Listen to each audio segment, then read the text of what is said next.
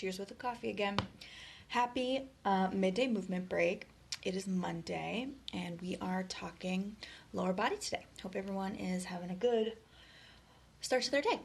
Okay, so today for our midday movement break lower body, we're going to talk about my favorite, probably my favorite lower body exercise, which is a single leg deadlift. So we're going to simplify it back to just a single leg hinge, starting with body weight, and then I'll show you a couple ways you can load it with extra weight.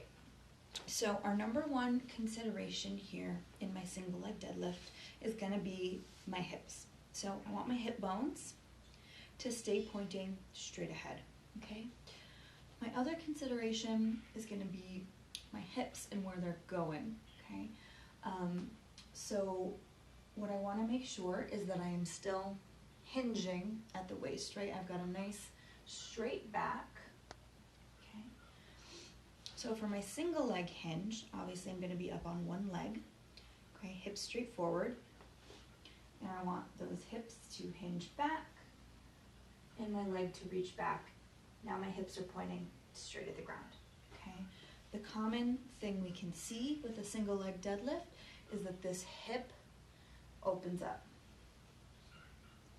Okay, I don't want that. I want to work on my core being engaged, my inner thigh, the standing leg being engaged. So I'm going to work to keep my hips straight down as I reach the leg back. I also like to take the arms long and reach them straight forward,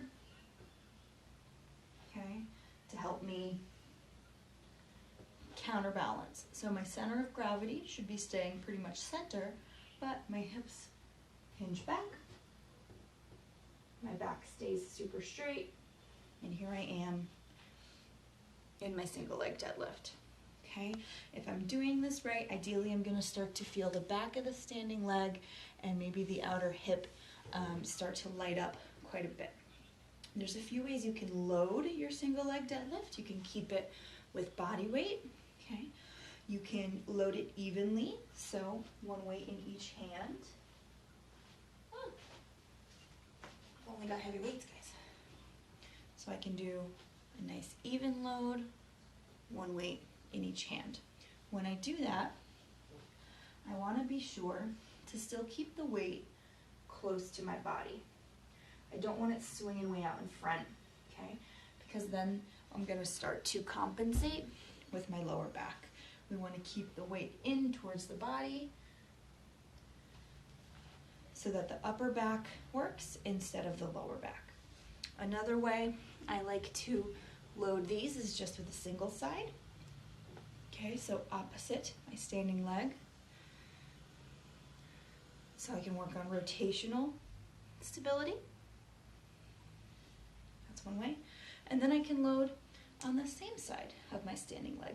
And when I do that, I like to really focus on the flying leg, okay? My opposite hip and shoulder work together.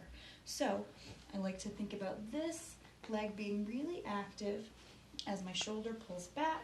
I'll show you from this side.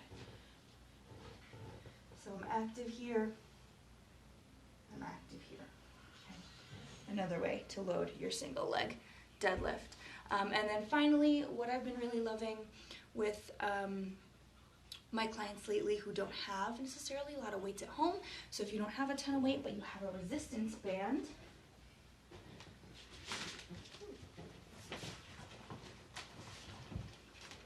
you can grab your resistance band, put it under your standing foot,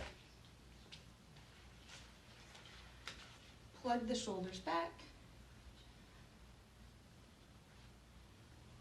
and you can hinge against that resistance, okay? So that's your single leg deadlift. We want to make sure the hip bones stay straight forward and we hinge from the hip. Happy Monday.